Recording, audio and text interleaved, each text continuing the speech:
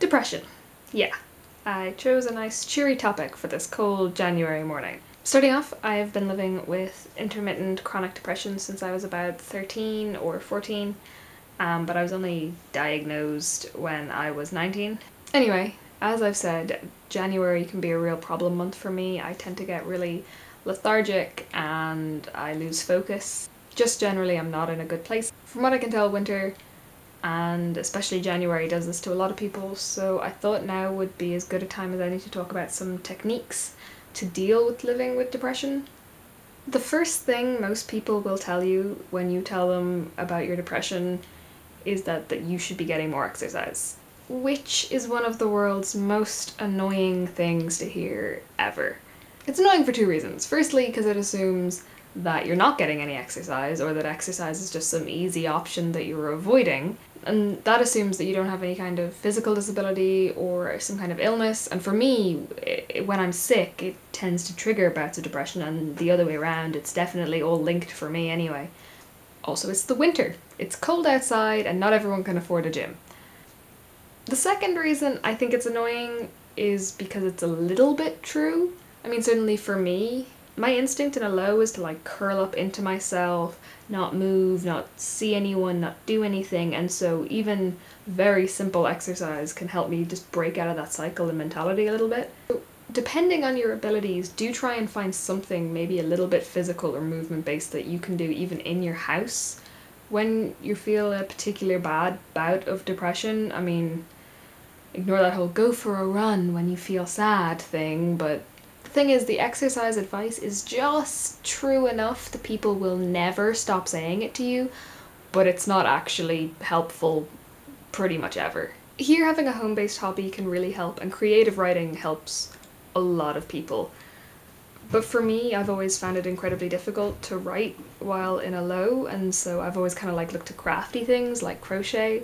Knitting and crochet and that kind of thing can be really great because you can do it when you can't do nearly anything else, and you could be curled up, barely able to move, watching Netflix, but at the end of it you've created something, and that feeling of having done something productive can make a really big difference. Having depression changes, or how you feel about it changes as you become an adult. A lot of depression resources are very teenage focused, which kind of makes sense because chronic depression, from everything I've read, seems to manifest the most during or just post-puberty. But most depressed teenagers grow up and are still depressed adults, and a big flaw in a lot of the resources, good resources that helped me, is they sort of led me to believe that growing up would mean not being depressed anymore, which isn't true. You don't grow out of mental illness. And so then you've got this, you're in your 20s now, why can't you get out of bed? You're a grown-up, you should be better at dealing with your problems. And that all adds this layer of guilt, which just makes what you're already dealing with so much worse. But the fact of the matter is, you don't have to live your life to anyone else's standards, and the fact that you made it this far is amazing. And I think there's a lot of the same things happening about being mentally ill in relationships. There's this really toxic idea that goes around that somehow when you fall in love you won't be depressed anymore, or that a really great relationship cures mental illness. You can be in a really great, supportive, loving relationship and you are still going to be depressed sometimes.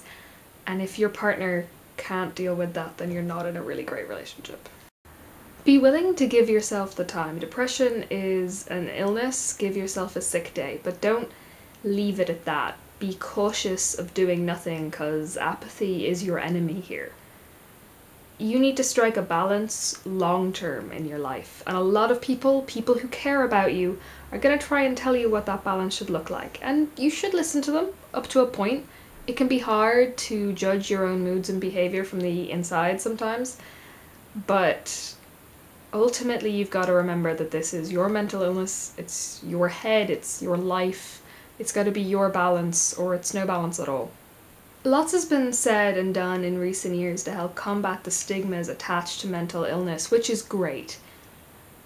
But not every mental illness has benefited equally from this, and I'm not necessarily qualified to talk about them.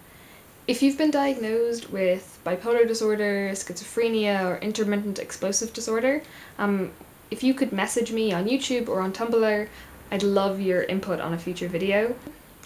Look after yourselves, everybody.